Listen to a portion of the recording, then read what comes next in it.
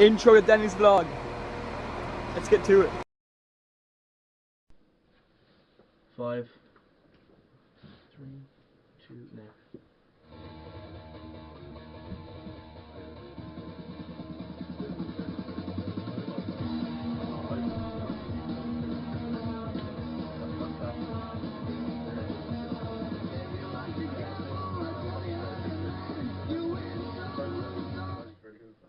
This is Danny Hughes of IIDT-FM, and today I'm joined by two guests, Luke Wynne and Luke Murphy. How you doing? In college news, IIDT's film school received a guest lecture from Irish actor Brendan Gleeson. It's very interesting. I'm going to move on to some questions for you guys. Luke, we'll start with Luke Murphy. What made you decide to pick this course? Honestly, I didn't really know what I wanted to do after the Leaving Cert. This was a very broad course. So there was a lot to do in this course. I didn't know what I wanted to do, so it's very broad. It's a bit of everything. It's a bit of coding, video editing, so that's what I'd like to do. Good stuff, I'm Wynne. Yeah, kind of the same here. Like after the Leaving Cert, I was kind of a bit iffy on what we wanted to do in college, but you know what I mean. At the end of the day, this is like probably one of the best courses you could do around. Definitely, if you're like into any computers or anything like that. And have you had a wide interest in computers and their applications since a young age? Oh yeah, definitely influenced like by a young age because I started off playing computer games here and there, and then at about age of 11 I started coding myself. Luke Wynne so told us like started yesterday on his like dad Code religiously Atomic, plays World of and Warcraft. I just basically loved it from there on. Yeah, Yes. very good. It's very interesting. And for you, Luke? Well, yeah, I've been on the internet for, everyone's on the internet nowadays. Exactly. So you're going to see loads of stuff around you, like you're going to see speed paintings, all that kind of stuff on YouTube, you're going to see video editing.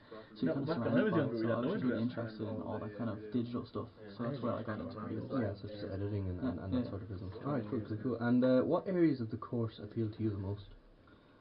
For me, it would definitely, so far anyway, it would definitely be the coding, video editing, and then the graphic design. I'm not too much into electronics, but it comes in hand. It's handy to have also when you're working in a studio or something. I think it's probably the most difficult. And for you, Luke? Yeah, I like the coding the best out of all of them. You know, as like Steve said, it's pretty good, but it's kind of handy as well because I'm of a young age dealing with codes and stuff like that. But as well, I like the audio and music fundamentals, which is like what we're doing now. So the Radio Week is kind of like to let you live in the world of what radio is like. So It's been very interesting actually so far. Yeah. And on that topic, what aspects of the course would you recommend to the younger generation thinking about taking this course? What aspects? Well, it really depends on each person, doesn't it? Like, I mean, some people can either be into electronics and actually making electronic things, like robots, all that kind of stuff. And then other people could be actually into digital media, like, video editing and Photoshop, etc. Or you could be into coding. The thing is, it's so broad. If it's in hand in hand for every part. So it really depends on the person, but it's so broad. It's good for a lot of people. Yeah, I agree. And for you? Yeah, and the same thing. What Luke was saying, it's good for anyone that's like sort of not like they don't know what they want to do sort of after college like that. So you have like a broad spectrum to do what they like. So like they have, let's say if they have their interest in computers or artistic skills, they can merge the two together and basically use them together. And then as well, you have your coding aspect and you're learning like loads of different things that you never learned before. Alright, and just maybe one more question for the two of you. Was there any other course that you considered before you took this one? Yeah, I was going to choose animation in this college in IDT. I was originally going to be doing a portfolio course for animation in Stillorgan, do the whole year. It was just that portfolio course.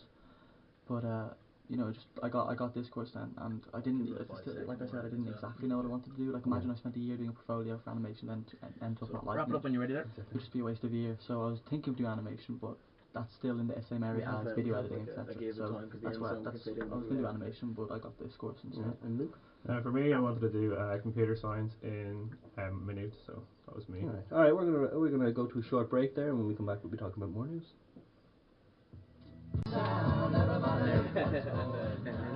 Welcome back to IIDT FM. I'm Danny Hughes, and we're back with some more college news. IIDT has been included as one of 12 higher education institutes which will receive a €1 million investment to support the HEIs in building partnerships with 26 countries outside of the EU. HEA Chief Executive Tom Boland comments, I congratulate the institutions which have been successful and have demonstrated their intention to spread Ireland's global educational You're talking for Education at all levels has been at the heart of development of Ireland, and there's much we can contribute from that experience. But equally, in a world where interdependence is a growing necessity, there's much we can learn from your partners in all parts of the globe. The initiative supported by Erasmus Plus programme is the most positive step in that direction. We're going to take another small... Hello, my name is Danny Hughes and welcome back to IADT FM. I am joined by Tommy MacDonald. How are you, Danny? My guest today will be talking about a general night out in his hometown Monaghan and also in Dunleary. Tommy, how are you? I'm not too bad, Danny. I'm good. That's good to hear. That's good to hear. It's a good day. It's been a good day. Tommy, you're a man for the drink. It's a great day for the party. I am indeed. Tell me, what makes a good pint of Guinness? Oh, there's nothing I love more than a good creamy pint of Guinness. Take a big old mouthful of it, and the cream just sticks to your moustache. I can't say the women love it, but I absolutely love it. You have to take your time pulling a pint of Guinness, you know. It has to take at least like 3 minutes.